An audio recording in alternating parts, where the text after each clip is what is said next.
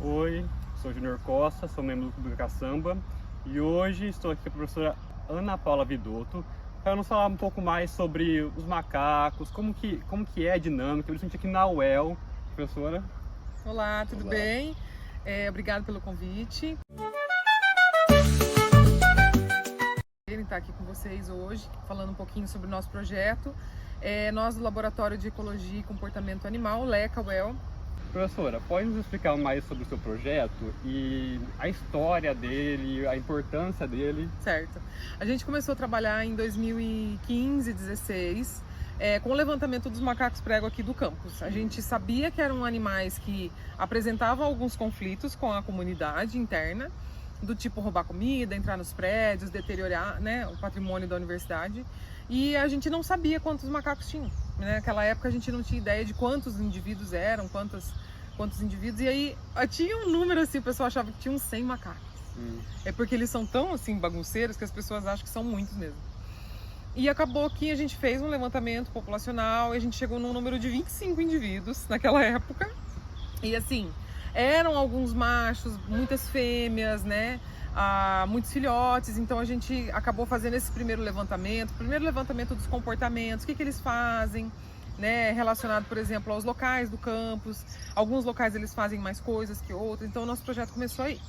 Aí depois a gente foi aprofundando algumas perguntas, porque a gente começou a descobrir também que tem muitas lacunas no estudo de macacos prego. Por incrível que pareça, né? É um animal super comum, mas a gente não tem tantos estudos assim do tipo, como que o ambiente urbano impacta esses animais, quais são os comportamentos deles nesses ambientes e tal.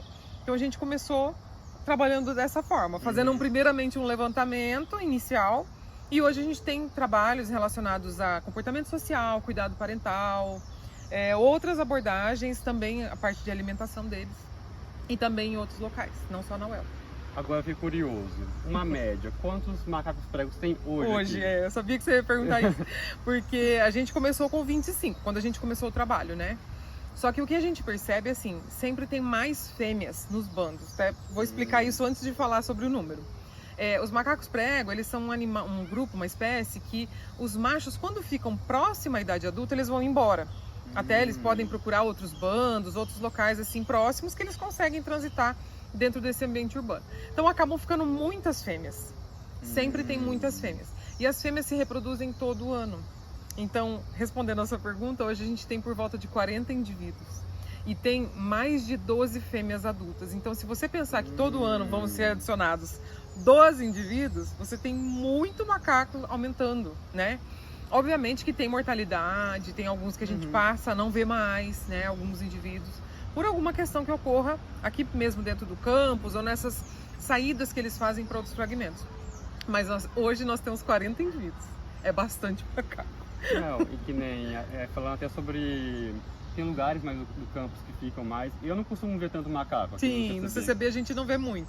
Mas como que a gente deve lidar com eles para ter uma coisa pacífica, harmônica? Aqui o campus nosso é muito grande, né? E aqui no CCB a gente não vê muitos macacos, embora pelo menos uma vez por ano eles vêm para cá. A gente registra muito eles ali na matinha, atravessando a rua.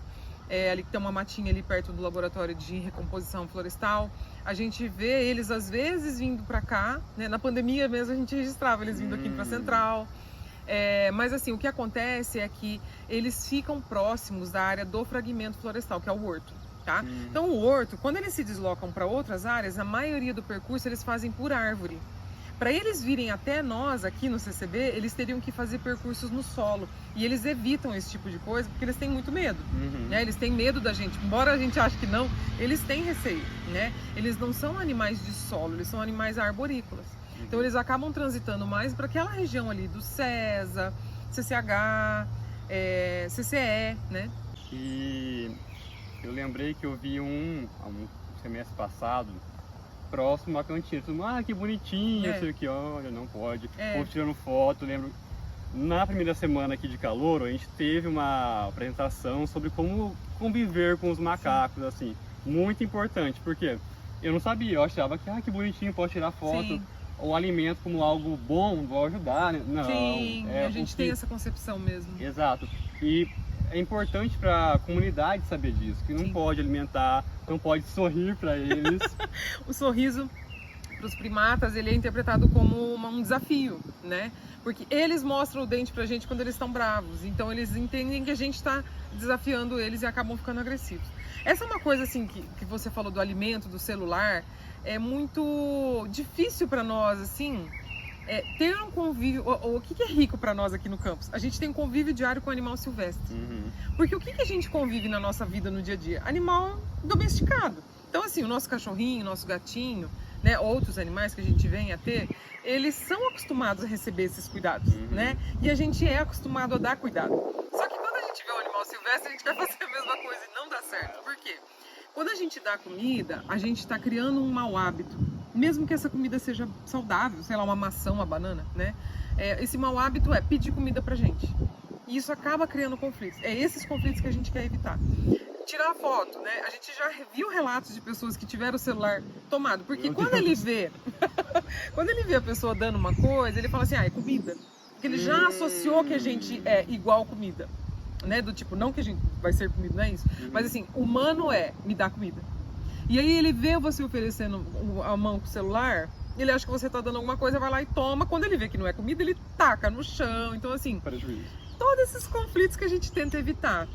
Mas de fato, essa é uma coisa muito difícil para nós, assim, do tipo, convivo com um animal que não é domesticado. Eu preciso me adequar a isso. Essa é a maior dificuldade nossa. E agora, acabei de dar aula de análise de comportamento, hein? Ou ficar dando comida para ele não vai fazer a longo prazo ele parar, sei lá, de procurar na natureza, porque sabe que tem ali bem mais fácil. Lembra do forrageio ótimo, né? Então os animais eles vão buscar o que é mais fácil. Então se tem na lixeira resto de comida, até a gente teve um problemão na pandemia que era a marmita. Não sei se vocês chegaram, acho que vocês não tinham ingressado ainda.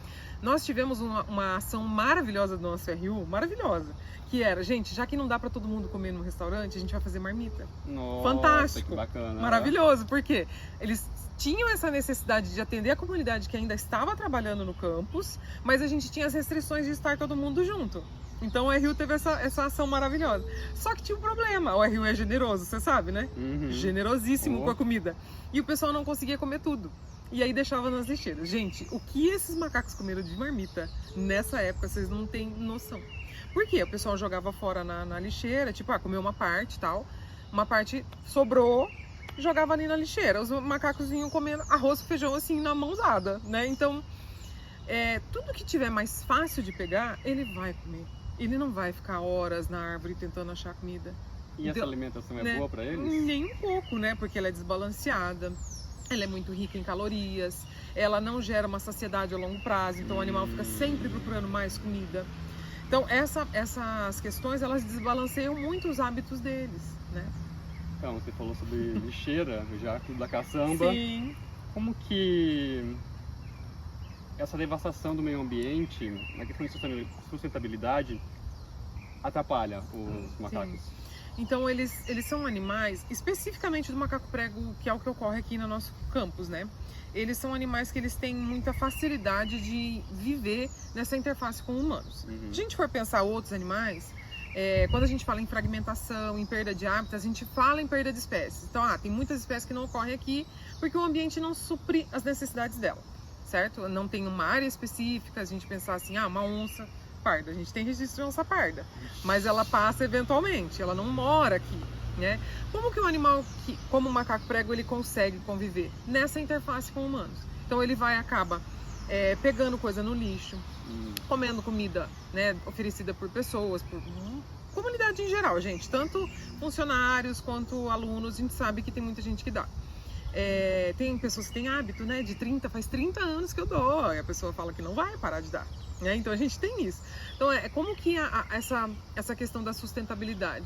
Eles acabam mexendo no lixo, eles acabam muitas vezes pegando coisas que podem até mesmo contaminar a saúde deles, desbalancear o equilíbrio energético do tipo, olha, tá consumindo mais energia do que deveria, ou tá consumindo nutrientes que não são adequados, ou ausência de nutrientes adequados, entende? Vitaminas, essas coisas que tem nas frutas, né? Então, assim, nesse ponto de vista, o macaco prego ele se adequa dessa forma.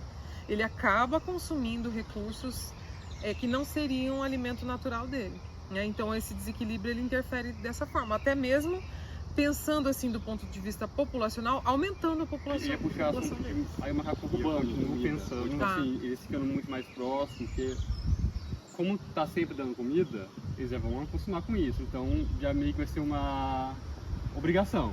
E aí sempre pode fazer o macaco sempre ir mais para o meio urbano. Exato. Essa é uma espécie que tem ele se favorece disso. É como se, não sei se você conhece esse termo, para algumas espécies, por exemplo, pomba, pardal, rato, eles são chamados sinantrópicos. Eles são espécies que aumentam a população em ambiente urbano. Barata, sabe essas coisas? Porque ele se favorece dessa interface com o humano. E não é que o macaco seja, mas ele é um potencial sinantrópico. Do tipo, ele aumenta a população nessa interface. Então quando a gente fala assim, olha, não dê comida, daí a pessoa fala, mas eles vêm me pedir, eles me cercaram. Gente, é verdade, porque eu sei, porque eu já passei por isso também, né? Não tô ilesa a esse tipo de ação, mas porque ainda cultivamos o hábito de dar. Se a gente for diminuindo esse hábito de dar, com o tempo a gente vai diminuindo esse hábito de pedir também, não tem? Mas é que o mais difícil é você controlar isso numa população como o do campus, que quase 20 mil pessoas, né? É quase uma cidade. Sim, que bonitinho, vou dar pra ele. Sim. E só pra finalizar, eu acho importante a gente elencar o que não se deve fazer. Não apontar o celular pro macaco. Não. Jamais sorrir pra ele. Não, jamais. Olha, eu falo assim, tem alguns pontos críticos que a gente já mapeou. Então, por exemplo, ali na frente da capela, que é da onde eles saem da mata do horto, eles vão para aquela matinha atrás da capela, que a gente chama de mata da capela.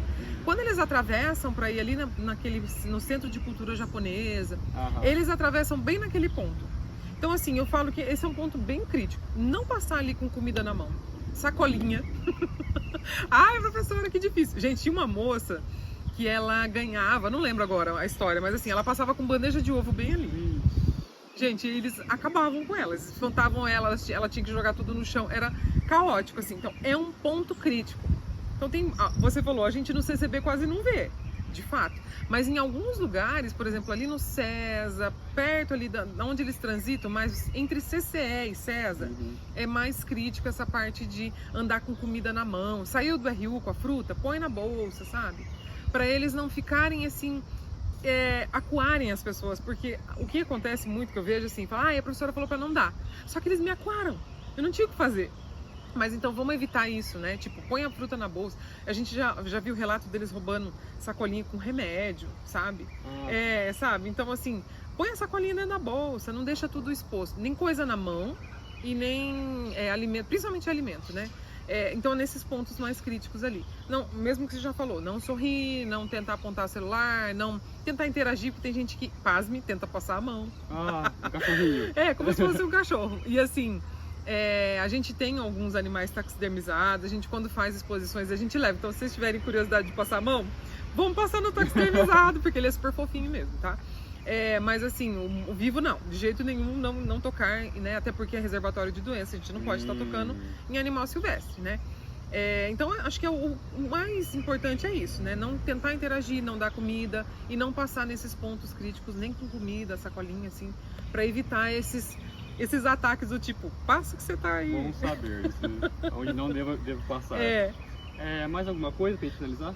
Eu acho que assim, a gente tá com fazemos esse projeto, né, com a comunidade da UEL, mas também com outras áreas assim do município que também tem macacos prego. A gente trabalha com divulgar, né, sobre espécies de mamíferos de médio e grande porte, que também a gente vê eventualmente nessas áreas. Então no Parque Arthur Thomas tem bastante coati, cutia. Tem outras espécies de mamíferos, né? Então a gente trabalha com essa divulgação também num projeto Que Bicho Mora Aqui, lá no Leca UEL.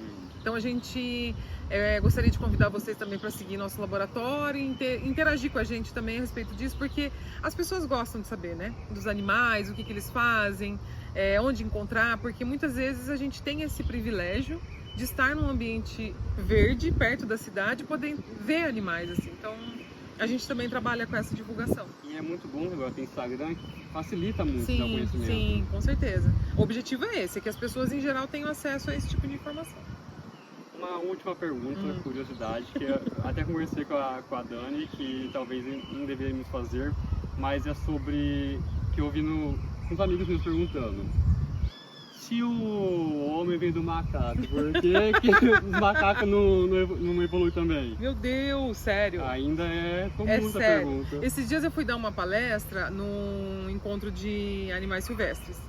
E eles queriam que eu falasse de primatas em geral, né? E aí eu peguei e mostrei o nosso cladograma, acho que eu até mostrei na aula isso também.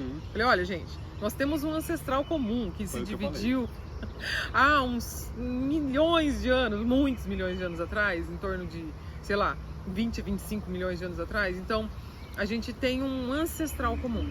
Essas divergências que nós temos com eles, né? Então, por exemplo, a linhagem que gerou, né, as espécies mais próximas de nós, e nós, né, que são chimpanzés, bonobos, humanos, ela tinha pressões seletivas que fizeram com que a gente tivesse nossas características morfológicas, desenvolvimento intelectual, né, o humano como esse interceptador da natureza, modificador da natureza. E por outro lado, nós temos outros grupos de primatas que têm um hábito muito complexo. A gente acha que é menor, gente, mas não é. Se você vir um animal, vocês já viram? Todos que vocês estão me vendo também já viram. Esses animais se deslocando entre árvores, né? Então eles têm habilidades de percepção do ambiente que são muito mais apuradas do que nossas. Então assim, são diferentes, não é que um é melhor que o outro. Eles exploram o ambiente de uma forma diferente, eles entendem coisas de forma diferente, e isso porque eles tiveram pressões seletivas ao longo do processo evolutivo diferentes do que nós tivemos. Então são nossos irmãos distantes, mas são parentes. Sobre como é diferente, tem um melhor ou pior. Não. Numa aula recente que eu tive, aí, se não me engano, um chimpanzé e fazia o teste da memória entre o chimpanzé e o humano. E o chimpanzé, meu Deus do céu, tipo assim, era pra mostrar as cartas, virava e era pra ver qual carta Gente, é impressionante, eles têm muita memória. Muito, nossa. É impressionante. Eles ganham da gente às vezes. Sim, né? E aí, baseado, sei lá, no senso comum, nós somos mais evoluídos. Eu acho que a gente tem, assim, percepções diferentes. Eu acho que a forma como a gente explora, a gente modifica as coisas, essa que é a grande variação que nós temos, né, com relação aos demais. Os animais também modificam o ambiente, de fato. E todo animal é assim, né? Mas eu acho que nós chegamos a um pontinho um pouco mais extremo. Mas pensem assim, a gente tem muita semelhança com os chimpanzés e bonobos, né? Geneticamente falando, quase o genoma completo é idêntico, né? Então essas diferenças mínimas é que fizeram que a gente tivesse características de comunicação verbal, comunicação visual a longa distância, né? Formação de sociedades complexas, mas assim, é diferente só, não tem um melhor nem pior. Que eu falei de evolução, então evolução não é o melhor, evolução é essa adaptação, essa mudança, né? As pressões daquele momento. Então acho que é isso. Muito obrigado pelo seu tempo. Imagina, eu que agradeço.